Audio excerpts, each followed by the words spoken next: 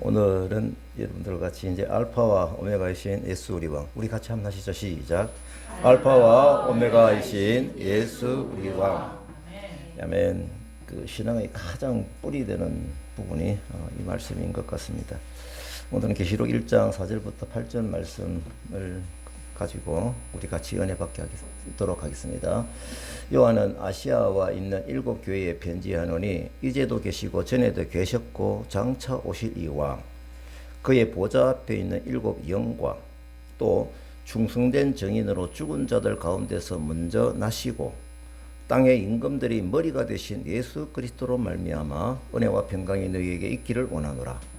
우리를 사랑하사 그의 피로 우리 죄에서 우리를 해방하시고 그의 아버지 하나님을 위하여 우리를 나라와 제사장으로 삼으신 그에게 영광과 능력이 세세토록 있기를 원하노라. 아멘. 볼지어다 그가 구름을 타고 오시리라. 각 사람이 눈이 그를 보겠고 그를 찌른 자들도 볼 것이요 땅에 있는 모든 족속이 그런 말미암아 애곡하리니 그러하리라. 아멘. 주 하나님 이르시되 나는 알파와 오메가라. 이제도 있고 전에도 있었고 장차 올 자요 전능한 자라 하시더라. 마지막 8절 같이 하시죠. 시작. 주 하나님이 이르시되 나는 알파와 오메가라. 이제도 있고 전에도 있었고 장차 올 자요 전능한 자라 하시더라. 아멘. 제가 이게 1절 3절하고 같이 이제 말씀을 이렇게 연결한 것은 사실은 좀 그 한 통입니다. 한 팩입니다, 이게. 그런데 정말 개인적으로 하면서 지난주에 1절부터 3절까지 가지고 제가 계속 이 말씀을 준비하는데 양이 넘치는 거예요. 그래서 할 수 없이 제가 이게 잘랐는데, 이게 지난주에 말씀하셨던 것 같이 연장선상에서 이렇게 들으시면은 좀 축복이 되겠다라는 말을 이렇게 생각을 해봅니다. 지금 우리가 잊지 말아야 될 것은 이 계시를 주시는 분이 누구신가? 예수님이시다. 또 예수님은 어떤 분이시지? 우리가 어떤 사역으로, 우리에게 어떤 사역으로 또 다가오셨는지, 어떤 분으로 다가오셨는지, 오늘은 또 보니까 또 선명한 예언의 선으로 또 보여주세요. 이 예언의 선은 제가 지난주에 1절부터 3절까지 말씀을 볼 때 이게 크게 느껴졌잖아요. 그죠? 예. 지난주에 우리가 반대로 예수 그리스도의 계시다. 이 부분을 잊지 말고 우리가 봐야 될 것 같습니다. 그래서 왜 예수 그리스도의 계시라는 부분을 또 선으로 생각해 보니까 지난주에 말씀드렸잖아요. 태초로부터 선으로 이어온 하나님의 역사로 우리가 바라본 것입니다. 태초부터 계셨던 그 말씀이 구약 시대를 통해서 예언자들을 통해서 약속으로 주시고 또 예언의 역사 속에서 성취되어진 하나님의 역사 속에서 예수 그리스도가 뚜렷하게 선의 역사로 이어져 왔다. 그리고 정점을 이루는 부분은 말씀이 육신이 되어 우리 가운데 가신 초대 교회 때까지 선으로 이어진 그 말씀 예수 그리스도의 역사. 자, 이제 왜 이 보는 관점이 중요합니까? 이제 요한 사도에게 뭐를 예언해 주십니까? 앞으로 오실 재림하실 심판주로서 다시 오신다는 새로운 약속을 살펴보고 있거든요. 그러면은 여기서 시작할 것이 아니라 이 선은 앞으로 계속 이어져야 되고 우리는 현재 여사에 있는데 어떻게 미래를 바라보는 시각이 열릴 것이냐라고 하는 것은 과거에 어떻게 하나님께서 선의 역사로 이어오셨는가라고 살펴보는 것이 매우 중요하다라는 것이죠. 오늘 1점 말씀에도 보니까 그 내용이 참 많아요. 그래서 우리가 이 부분을 가지고 갈 때 이 요한계시록에 쓰여진 시기가 AD 한 90년경이잖아요. 이때 예수님은 심판주로 다시 오실 예언으로 말씀을 주신 거죠. 그래서 제가 이 서두에 말씀을 드린 거와 지난주에 말씀드린 연계해 볼 때 어떤 마음을 가지고 이 말씀을 바라보아야 되느냐라고 하는 그 관점입니다. 그래서 지금부터 예수 그리스도의 계시가 쏟아지는 이 요한계시록의 말씀을 신중하게 잘 들으라는 그 배경이죠. 선으로 살펴보는 시각이 참 중요합니다.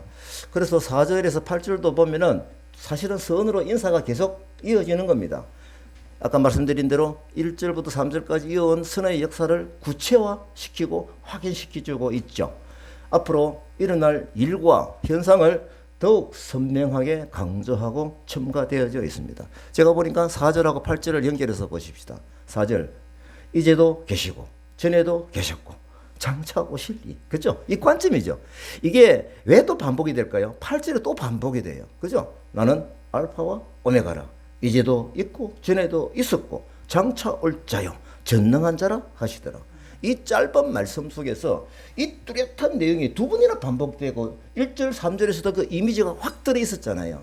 그래서 우리에게 이 말씀 주시는 이 배경이 왜일까 생각해 보면은 이 4절 같은 말씀도 앞으로 계시록에서 많이 나올 거거든요. 이런 부분들.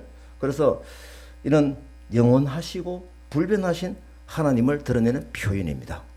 8절에서 다시 한번 강조합니다. 하나님은 영원하시고 전능하신 분이십니다. 우리가 이게 믿는 사람으로서 상식적으로 이렇게 얘기를 해야 되지 않겠느냐 하고 소리 지르는 거하고 다른 차원입니다. 그 밑 배경을 가지고 이렇게 고백을 한다고 그러면 가슴에 울림이 되는 것이죠. 이 요한을 통해서 주시는 그 예언은 전능하신 하나님께서 예수 그리스도를 통해서 주시는 것임을 우리가 꼭 살펴보아야 됩니다. 이 말씀 앞에서 살펴본 대로 사도 요한이 본 환상, 그죠? 그리스도께서 직접 하신 증거이다. 하나님 말씀을 나타내고 있다. 왜 신뢰를 합니까? 요한 자신도 예수님을 따라다니면서 확인을 했잖아요. 그리고 예수님이 알려주신 그 구약 신경 때 예언되어진 그 말씀을 계속 들었잖아요. 이제 새로운 말씀을 주시니까 이 사도 요한은 이 말씀을 기록할 때 어떤 심정으로 기록을 했겠느냐 이겁니다. 하니까 막 기록하자. 이런 개념이 아닌 거예요. 막 제가 볼 때는 아멘 하면서 막 적었을 거예요. 그래서 자신이 본 환상과 주시는 말씀, 이게 이전에 체험했던 그 말씀들이 일치하기 때문에 지난주에 보신 대로 뭡니까? 말씀을 듣고 읽고 지키는 자가 복이 있다. 이 복된 자리에 이 사도 요한이 여기 들어있어서 이 말씀을 주시는 대로 기록을 하고 있는 것입니다. 예수님이 다시 오신다는 그 미래를 확신하면서 주시는 말씀을 기록하고 있다라는 것을 우리가 염두에 두고 사도 요한의 입장에 들어가서 같은 심정으로 우리가 이 말씀을 바라보면 좋겠다라고 하는 것입니다. 지금 5절 말씀에 보니까요, 충성된 증인이라고 나옵니다. 이거 잘못 읽으면은 이게 요한이 충성됐잖아 하고 이렇게 생각하시는데 사실은 이거는 성자인 예수 그리스도를 표현하는 것입니다. 사실은 예수님의 전 생애가 충성된 증인으로 새 언약을 성취시킨 바로 그분이었음을 여기에 드러내는 것입니다. 예수님은 어떠셨습니까? 자기 생명을 드리기까지 하나님의 구속 사역을 성취시킨 하나님의 충성된 증인이다 라고 하는 이 메시지인 것입니다.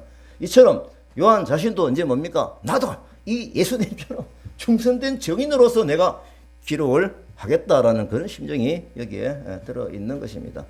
예수님께서 증언자로서의 가장 큰 사건이 기록되어져 있죠. 뭡니까? 동그라미 3번 충성된 증인으로 뭡니까? 죽은 자들 가운데서 먼저 나신 이거죠. 그러니까 예수님이 순종하신 부분은 여러 가지가 있지만 가장 중요한 부분은 십자가의 고난, 그 어려운 힘든 일들을 주여 이 주시는 그 부분의 십자가의 순종으로 달리신 그 부분이 바로 이 증언자의 가장 큰 사건인 것입니다.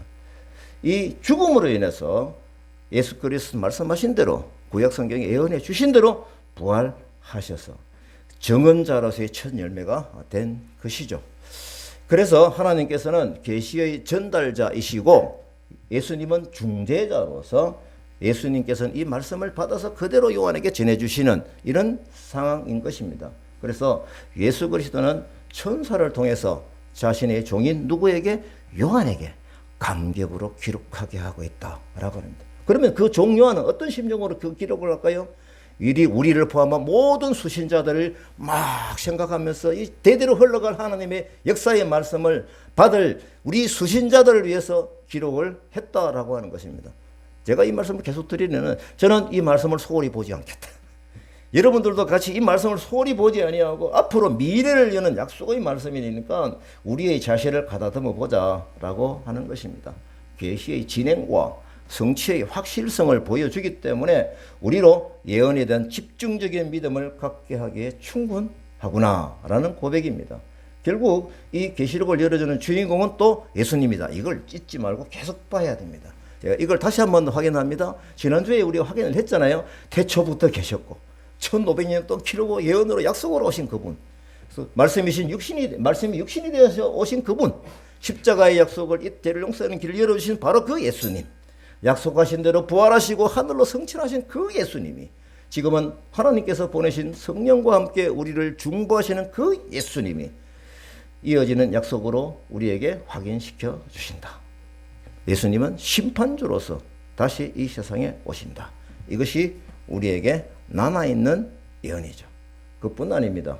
예수님이 어떤 분인지 우리 기록에 보면 뚜렷하게 밝혀주고 계십니다. 굉장히 큰 스케일이 여기 다 들어있어요. 그래서 그러면서 이 예언이 진리의 말씀에 무게감을 확 실어주고 있는 거예요. 제가 동그라미 1번, 2번이죠. 5절, 6절 핵심만 봅니다. 예수님이 어떤 분인가? 우리를 사랑하사 그의 피로 우리 죄에서 우리를 해방하신 분이고, 그 다음에 보면 6절에 보면은 우리를 나라의 제사장으로 삼으신 분이다. 이거죠. 예수님께서 앞으로 구름을 타고 오시는데 이분이 알파와 오메가, 이제도 있었고 전에도 있었고 장차 올 자요 전능한 자라고 선포하는 것입니다. 계속 우리가 선의 역사를 잊지 말고 이 성경을 봐야 될 것입니다. 그래서 예수는 우리의 왕이신 것입니다. 그래서 5절 말씀대로 땅의 임금들이 머리가 되신 예수 그리스도이신 것이죠. 예수 우리 왕이여 이곳에 오셔서 우리가 함께 드리는 찬양을 받아 주소서. 이제 우리는 모두 함께 왕이신 예수님 요한을 통해서 증언하는 말씀을 믿음의 시각으로 따라가 보십시다. 야, 이제 또 하나 살펴볼 부분이 있는데요. 이 선의 인사에서 제가 눈에 익은 단어가 하나 툭 오르는 거예요. 이 예수님의 인사의 패턴이거든요. 5절에 보면은 땅의 임금들이 머리가 되신 예수 그리스도로 말미암아 뭡니까?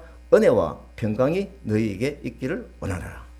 이 단어가 은혜, 평강 참 많이 익숙해진 단어죠. 예수님이 늘 이렇게 인사를 하셨거든요. 이 평강의 인사는 하나님의 은혜로 말미암아 얻게 되는 풍요로운 영적 상태, 하나님과의 화목의 평화, 이거 아닙니까? 그죠? 우리의 형상 회복의 평강, 이것이거든요.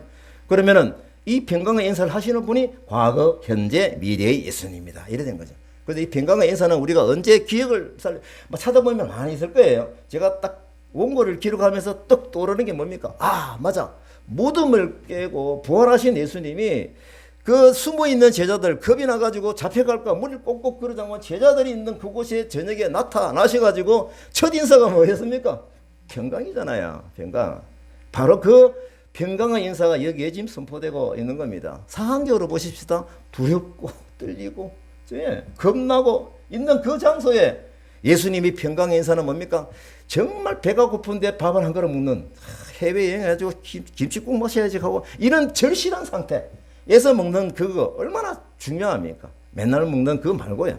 이 상황에서는 이 평강의 인사는 뭡니까? 예수님이 절대적으로 제자들에게 필요한 인사인 것이죠. 그래서 재림하시는 그 재림의 예수님도 믿는 우리에게 힘들게 살아가는 이 세상에서 정말 예수님 길을 떠나야 되겠다는 그런 현실이 있다 하더라도 평강의 예수님 인사가 우리에게 적용이 되어져서 늘 축복으로 있게 되면 감사하겠죠. 심판을 하시는 심판주로서 예수님이 미래를 알려주시면 분위기가 두 가지로 나타나겠죠. 첫째 이미지 분위기면 와 겁나 웅 하고 있죠. 두렵고 떨려 큰일 났어. 이렇게 겁이 나서 사람들이 두려워 떨고 있는 그런 걸 원하실까요? 그렇지 않습니다. 그럼에도 불구하고 그 자리에 뭡니까? 믿는 사람에게는 축복이죠. 그죠? 얼마나 기쁨입니까? 그래서 오히려 평강의 인사가 어울린다라고 하는 겁니다. 자, 이제 심판의 메시지를 쏟아낼 텐데 믿는 너희들에게는 뭐다? 평강이다. 걱정하지 마. 기쁨이다. 바로 이 인사인 것입니다. 그래서 우리는 예수 그리스도를 말미암아 우리가 누리는 은혜와 평강은 말씀 안에 사는 자의 복입니다. 이 평강의 인사는 우리가 성경에서 제가 또 이거 좀 성경이 많이 있겠다 싶은 또 생각이 드는 거예요. 그래서 제가 이제 그 평강이라는 인사를 좀 단어 검색을 또 해왔거든요. 평강. 요즘 참 성경이 좋아요. 단어 검색 쫙 금방 나옵니다. 말 잘 들어요. 살펴보니까 제일 먼저 나오는 게 이거더라고요. 민수기 6장 26절. 여호와는 그의 얼굴을 내게로 향하여 드사 평강 주시기를 원하나 할지. 그죠? 지금 말씀드린 이미지가 똑같잖아요. 그죠? 예. 그 다음에 제일 마지막에 오늘 읽은 말씀이 요한계시록 1장 5절 이거예요. 이거. 예. 왜? 계시록을 주는 어떻게 보면 심판주로서 겁이 날 수밖에 없는 그런 상황인데도 아니야. 은혜와 평강이 너에게 있기를 원한다. 이게 계시록의 메시지 방향입니다. 그래서 평강하리라 이게 제가 찾아보니까 몇 군데 나오냐면 88군데 나와요. 88군데. 제가 그래서 또 궁금해졌어요. 이게 어느 때에 평강의 인사를 주셨는가? 왜냐 배고플 때 밥 먹는 거하고 다르잖아요. 뷔페 먹고 나오는데 빵 하나 더 주면 그건 별로 먹고 싶지 않아요. 배가 너무 고플 때. 그러면 이 평강의 인사를 언제 하셨는가? 제가 살펴보니까 88번 쭉 살펴보니까 이 삼위일체 하나님이 주로 우리 인생이 힘들고 절망적일 때 인사를 하셨더라고요. 그 샘플을 제가 한번 보겠습니다. 제일 큰 샘플이 히브리서 12장 11절이에요. 나옵니까? 같이 합시다. 시작.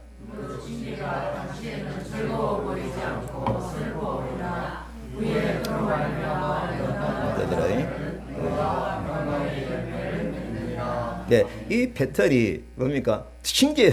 즐거워 보이고 힘들고 난 이제 죽었다 하고 이렇게 슬퍼 보이는지만 결국은 하나님이 뜻은 평강의 열매를 맺게 하시는 하나님이시다라고 하는 겁니다. 제가 또 보니까 특이하게 많이 나오는 성경이 또 있어요. 찾기 쉬워요. 어렵지 않습니다. 그러니까 이사야하고 에레미야에 많이 나오더라고요.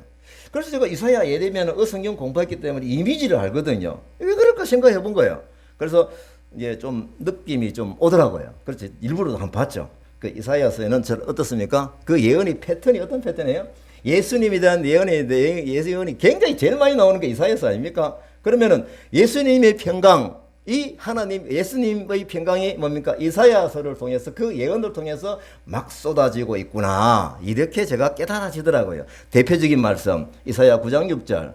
이는 한 아기가 우리에게 낳고 한 아들을 우리에게 주신 바 되었는데 누군가 아시죠? 예, 예수님에 대한 예언 아닙니까? 그의 어깨에는 정사를 메었고 그의 이름은 기묘자라 모사라 전능하신 하나님이라 영존하시는 아버지라. 다시 같이 시작. 평강의 왕이라 할 것입니다. 예, 이 중요한 말씀이 쏟아지는데 딱 단어 하나 뭡니까? 평강의 왕이다. 예. 다시 합니다. 평강은 어떤 평강이라요? 우리의 형상을 회복하는 평강이에요.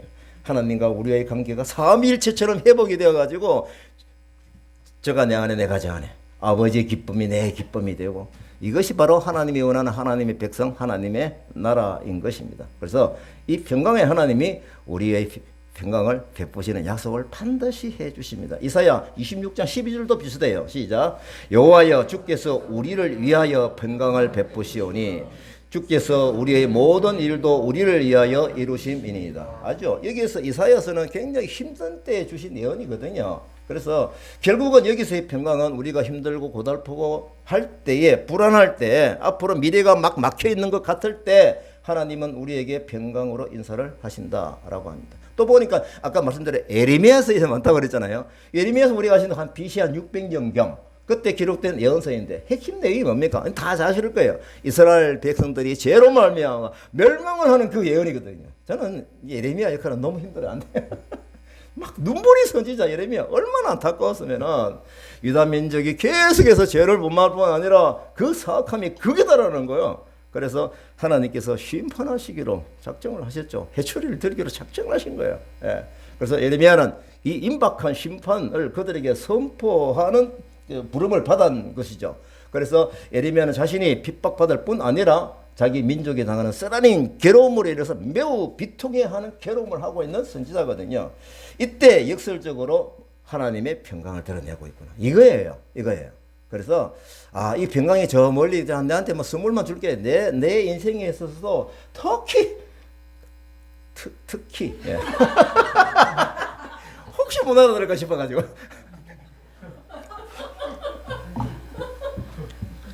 제가 사실은 이게 원고에 없는 건데 웃어서 너무 고마워요. 예. 이 예레미야의 예언은 상처가 많아 슬프고 버림받은 것 같은 인생에게 하나님의 평강을 선포하는 말씀입니다. 예레미야 4장 10절 보십시다. 내가 이르되 슬프도소이다. 주 여호와여 주께서 진실로 이 백성과 예루살렘을 크게 속이셨나이다. 이러기를 뭡니까? 너희에게 평강이 내 진짜 마음 너희들의 평강이 있게 하는 거야. 그래서 해초리를 드는 거야. 이 메시지잖아요. 저는 가끔 상황이 참 따뜻할 때요. 있습니다. 저도 뭐 이렇게 맨날 웃지만 안 해요. 유머만 하다 맨날 유머하는 것도 아니에요. 예. 힘들 때 있어요. 타성이 답답할 때 있어요. 예. 예. 그렇게 하다 보면 또 막 이게 막 그냥 집중하다 보면 또 완악해지는 마음도 내가 알고 있어요. 아, 이게 안 되겠다. 어떻게 해야 되지? 아, 평화, 평화, 하나님 주신 선물. 이 찬양을 계속 반복해서 부르게 됩니다. 그래서 제가 말씀을 보면서 88곳에 나오는 그 평강의 말씀을 제가 노트북에 소장을 해 놓았습니다. 이제는 뭡니까? 이 찬송만이 아니라 말씀을 보면서 한번 하나님의 평강을 빨리 회복하기 위해서입니다. 여러분들도 필요하시면 달라고 하시면 제가 그대로 보내드리겠습니다. 뭐 찾아오면 됩니다. 네, 찾아오면 돼요. 네. 특히 현실 어려움 때문에 답답함이 밀려올 때 있죠. 이사야 57장 19절 말씀을 기억하면서 내가 이 말씀으로 나에게 선포하는 거야. 내가 나를 축복하는 겁니다. 창조자 하나님이 말씀하십니다. 너희가 어느 곳에 있든지 평강이 있을지어다. 어느 곳에 있든지 이렇게 고친다라고 하는 것입니다. 고친다고 하는 것은 뭡니까? 지금 현재 엉켜 있다라는 그 배경이죠. 자, 오늘 우리가 이제 다시 본문으로 돌아와서 우리가 읽은 말씀을 다시 이제 확인을 하는데, 금방 우리가 예언서의 성경이 전체 나오는 걸 한번 쭉 옆으로 갔다가 다시 돌아오는데 본론으로 들어옵니다. 또 충성된 증인으로 죽은 자들 가운데서 먼저 나시고 땅의 임금들의 머리가 되신 예수 그리스도로 말미암아 이 분이 우리에게 은혜와 평강을 선물로 주신다 이거예요. 웬만한 분이 아니에요. 대단하신 분이에요. 그래서 6절 말씀해 보니까 우리를 나라와 제사장으로 삼으신 그에게 영광과 능력이 세세토록 있기를 원하노라. 아멘. 그러면 이제 이 말씀을 5절하고 6절 말씀이 좀 다른 것 같은데 왜 이렇게 연결해서 주셨을까? 연결성을 생각해 보면은 하나님의 평강을 회복이 되면은 결국은 우리에게 주어진 뭡니까? 사명을 지금 새롭게 하는 거죠. 그 사명이 뭡니까? 사명이 제사장의 신분이라는 겁니다. 그래서 이런 부분을 볼 때 우리가 읽은 말씀대로 볼 때 그 제사장의 신분 가면 여러분들이 딱 떠오르는 말씀이 있죠. 저도 이 말씀은 도래식에나 씁니다. 베드로전서 2장 9절 말씀. 이 같은 공작새가 참 같이 웃고 있네요. 지사님도 저로 도래식입니까? 아니, 그럼 공작새는 같아야 되는데.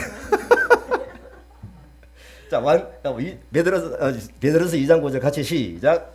그러나 너희는 택하신 족속이요 거룩한 나라요 그의 소유가 된 백성이니 이는 너희를 어두운 데서 불러내어 그의 기이한 빛에 들어가게 하신 이의 아름다운 덕을 선포하게 하렸습니다. 이 말씀을 따로 보지 마시고요. 이 배경을 보고 말씀을 보시면 큰 은혜가 돼요. 지금 평강으로 회복해 한 이유가 뭐가 있다? 제사장 신분으로 회복한다는 거예요. 그 사명을 회복한다는 거예요. 평강의 인사가. 여러분들 아시는 대로 뭡니까? 제자들 부활하셔가지고 제자들이 막 위축되어 있는데 그 평강의 인사는 내가 두 가지 의미가 있다고 말씀드렸죠. 위축된 상태에서 뭡니까? 벗어나라는 평강의 인사이고, 이 제자들은 앞으로 복음을 전할 사도들이 될 사람인데 이런 마음으로 되겠냐 이 말이에요.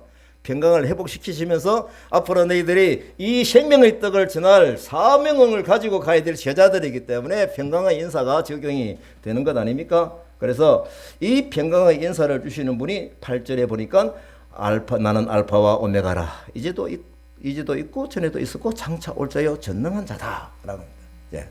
알파는 뭐 아시죠? 이 헬라어에서 가장 먼저 나오는 단어고, 그 다음에 오메가는 뭡니까? 가장 뒤에 나오는.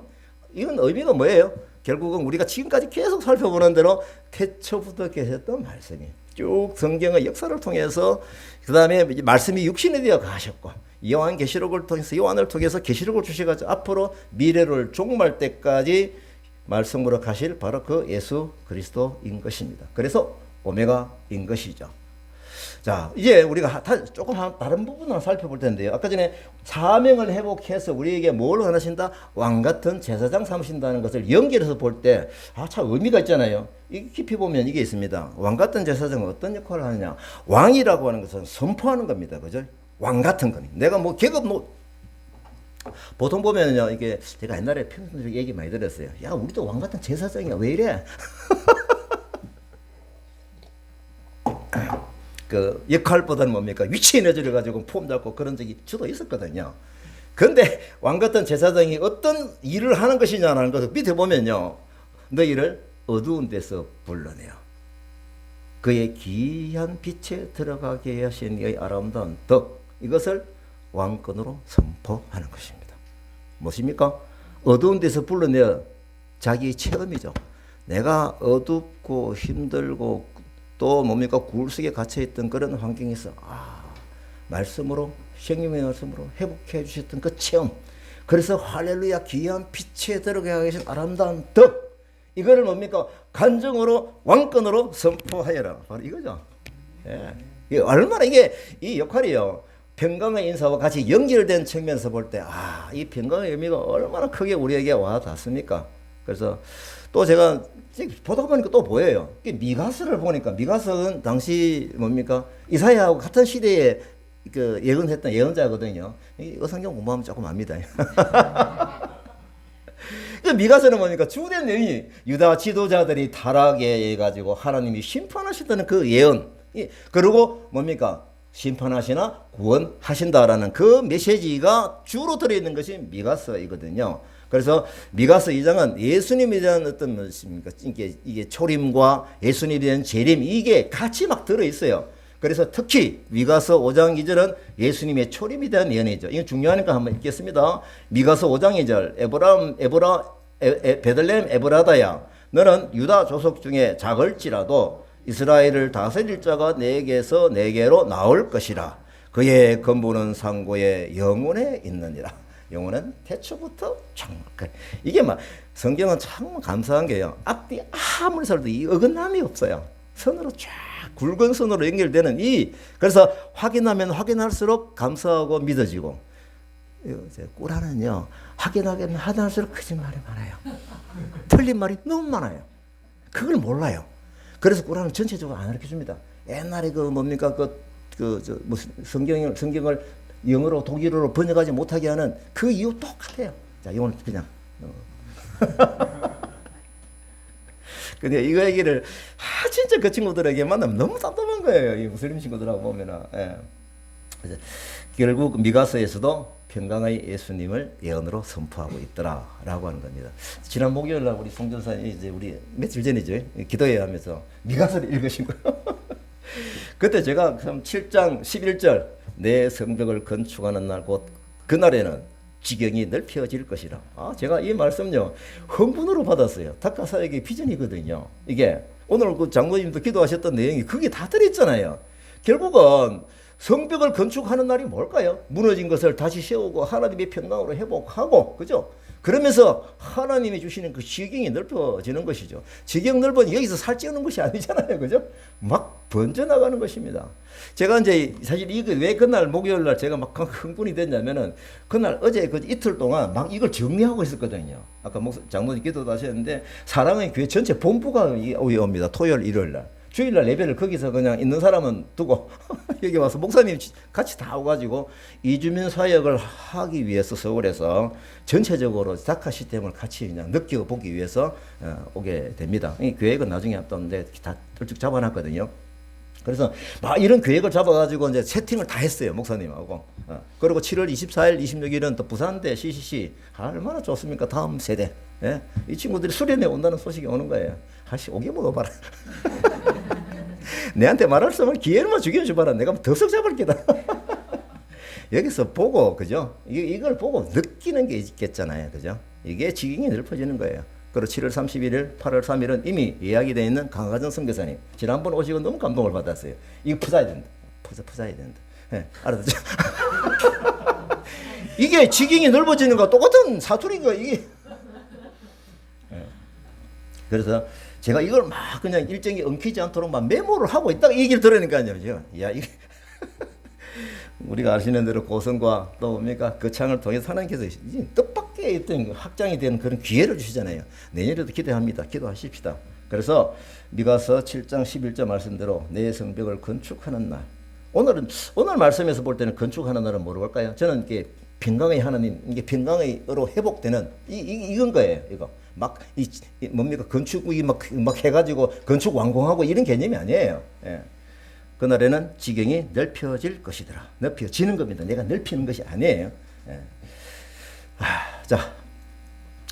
자, 제가 이 말씀을 볼 때, 미가서 7장에서 특별히 이 말씀이 나오기, 11절이 나오게 된 그 앞에 배경을 딱 보니까요. 와, 유다 지도자들이 뇌물을 받고 욕심으로서 결합하는 그 죄. 막 당을 짓고 무리를 짓는 거. 뭐로? 욕심으로.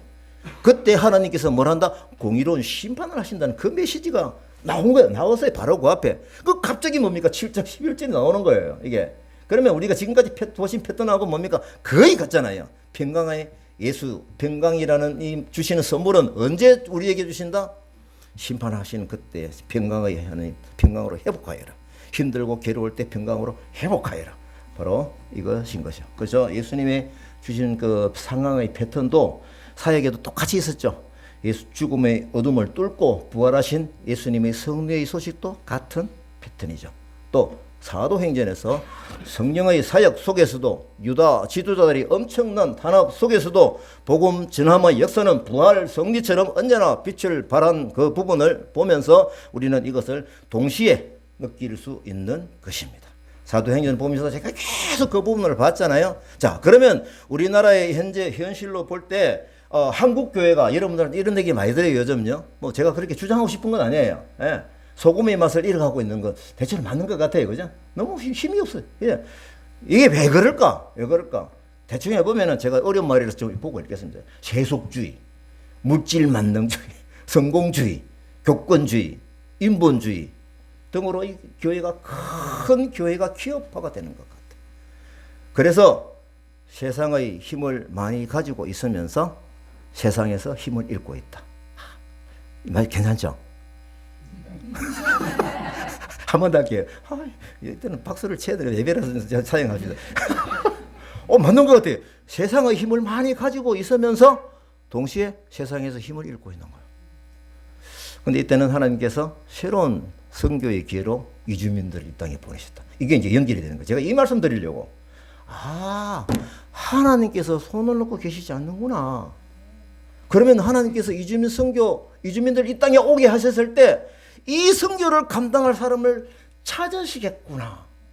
어려운 가정에서 하나님의 평강을 회복한 그 성도들을 통해서 이주민 사역을 감당할 사람을 찾겠구나. 이 어두움 속에서 하나님의 빛을 반사해내는 진실된 사역자들을 집중해서 찾고 계시겠구나. 이게 느껴지세요? 저는 이게 느껴졌어요. 자, 보세요. 제가 하나만 이 명준 목사님이 책 쓴 글인데 너무 멋있어요. 마틴 루터가 처음부터 종교개혁을 이루는 계획을 가진 것이 아니다. 맞죠? 말씀대로 살려고 비진리에 저항을 하며 자신에게 주어진 실성을 잘 살았더니 종교개혁을 이루어냈다. 무슨 멋있더래. 제가 박수를 쳤으면 이거 읽고. 예. 왜 그러냐면 저도 비슷하거든요. 예. 패턴이 비슷해요. 제가 뭐 이주민 선교를 해야 한다 이 계획을 잡고 제가 여러 번 말했잖아요. 막 목적을 가지고 가십시다 하고 지금 1단계면 2단계 이렇게 한 번도 없어요. 정말 한 걸음. 정말 하나님 말씀대로 살려고 노력하는 그 걸음 한 걸음 보여주시는 따라 가다 보니까 하나님께서 이런 길들을 만들어주시고 이루어 주시는 것을 저는 고백을 합니다. 하나님은 자신의 뜻에 순종하고 또 뜻을 따르는 그 백성들에게 제가 볼 때는 서치라이트 같은 빛을 비추어서 하나님께서 하실 일은 반드시 진행하십니다. 이때 우리 다카 동력자들을 선별하셔서 이 시대 선교적인 사명으로 공동체로 만들어 주셔서 감당을 하게 하셨다면은 여러분에게도 축복이고 우리 다카교회도 축복된 교회인 것입니다. 이것을 깨닫는다면은 이 선교적 시대를 돌파해야 되는 책임감도 같이 가져가야 합니다. 기분 좋다. 우리 막 몸집이 커졌어. 이 개념이 아닌 거예요. 왜 이렇게 해 주셨을까? 어떤 책임감으로 우리가 이것을 걸어갈까? 잡혀갈 것을 두려워서 숨어있는 그 제자들에게 평강을 선포하시면서 회복하게 하시고 앞으로 너희들이 이 생명의 떡을 나누어 줘야 되는 그 사명을 함께 주셨던 것처럼 타락으로 인해 심판하시는 상황에서 평강을 선포하시는 하나님의 방법으로 이주민들에게 복음 전하는 기회를 선발대의 심정으로 잘 감당한다면 작은 불꽃 하나가 큰 불을 일으키듯이 그 찬양이 얼마나 가슴에 와 닿겠습니까? 마틴 루터를 통해서 종교 개혁을 이루신 것처럼 우리 다카를 그렇게 써주신다면 정말 축복이죠. 복된 교회죠. 제가 이제 마지막으로 비슷한 예를 상황으로 말씀드립니다. 이 패턴이 비슷해가지고 지난 화요일에 그 방글라데시 친구 미잔이 이제 그 자기 나라로 간다 해서 제가 그때는 막 그냥 짐이 많기 때문에 일부러 막 가가지고 다 태워가지고 어디까지 인천까지는 안 가요. 예, 김해 공항. 제가 한계가 그겁니다. 창원 터미널, 그다음 마산 터미널 여기까지는 가거든요. 근데 가면서 진짜 참 좋아요. 깊은 대화를 하거든요. 예. 왜냐면 애들도 마음이 좀 기분이 좋잖아요. 그래서 한테는 말이 또 잘 들어가요. 예. 그렇게 얘기도 좀 충분했죠. 또 금요일 날에는 이제 지난주입니다. 예. 우리 장모님 아까 지난주에 막 하나님 주셨던 그 복들 얘기하는데 저는 이게 막 떠올라요. 지난주에 그 미자네 단짝이 누구냐면요. 마무리거든요. 마무리 20일간의 일정으로 방글라데시 간 건 한 3일 만에 따로 출발을 했어요. 저는 또 그 친구 어디 가면 되노? 예. 그래서 버스 터미널까지 창원까지 데려다 주면서 깊은 대화를 하죠. 제가 이때가 참 1대1 대화하기 참 좋은 때이거든요. 그래서 마무리 집에 가는 이유가 뭔가 보니까 자기 아버지가 부정맥으로 2분 그랬대요. 중환자실에 계신대요. 그리고 어머니도 환자래요. 자기 형제들 3명은 다 한국에 일하러 다 나와 있어요. 남자들이. 여동생인가 한 사람 이제 방글라데시 있는데 너무 불편한 거예요. 마음이. 그 일이 손에 안 잡혀. 그래서 20일간 휴가를 내가지고 간다 이 얘기를 하더라고요. 또 가면서 선생님 어제 자기 친구가 심장마비로 갑자기 죽었어요. 또 얘기를 해요.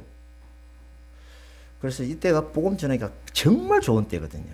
정말 좋은 때거든요. 그래서 이 깊은 얘기를 차 타고 가면서 조금 10분 만에 할 수 있는 얘기가 아니다 해서 약속을 잡았습니다. 너 갔다 오면은 이런 부분에 대해서 우리가 정말 하나님 방법 네가 알려주고 싶은 내용이 있다. 같이 얘기하자. 그래서 네 단짝인 미전하고 같이 만나자.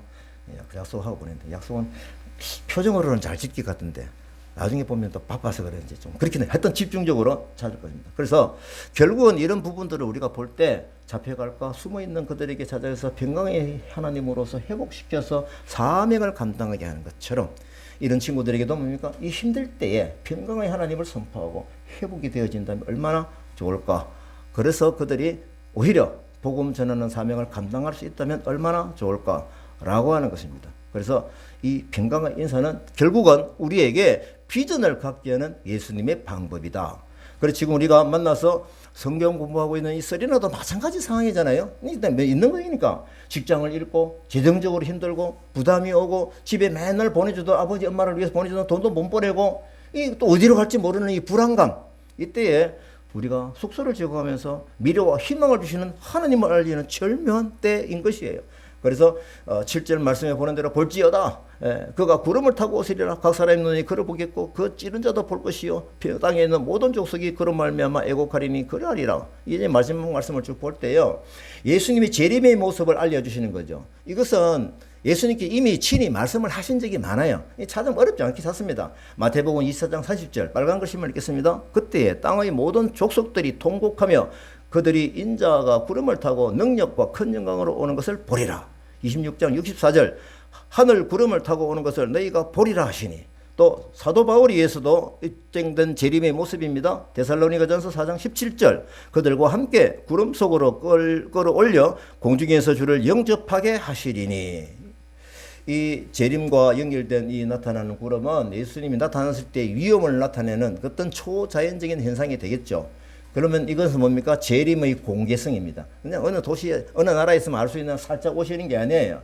그래서 누가 봅니까? 그를 찌른 자를 본다는데 물론 역사적으로 그를 찌른 십자가 못 박은 그들이 있겠지만 상황적으로 뭡니까? 예수 그리스도를 인정하지 아니하고 그리스도를 박해하는 또 외면하는 그런 모든 사람들이 여기에 해당이 될 것이고요. 그리스도께서 그리스도인뿐만 아니라 박해자들 모두 다에게도 이 모습을 뚜렷하게 보여줄 것입니다. 뭡니까? 하나님 온 세상 다스리시는 하나님, 공의로 심판하실 심판주로 오시는 그 예수 그리스도를 알려주시는 거죠. 그래서 이 심판에 일어날 때 그 모습들을 보면 뭡니까? 땅에 있는 모든 족속이 그를 인하여 애곡하리니.